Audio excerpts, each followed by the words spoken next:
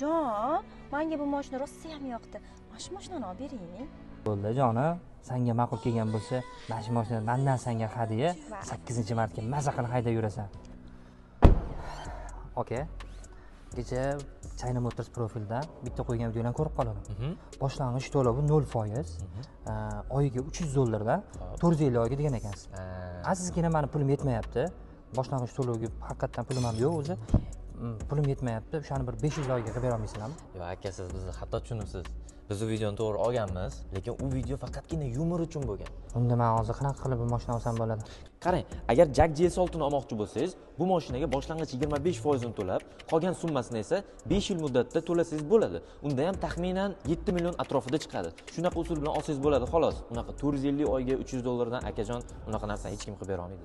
Oka, hozir bilasizmi shu gaplaringizga? Chakka ko'zimni yig'lagisi keldi. Ey, ketdi yur.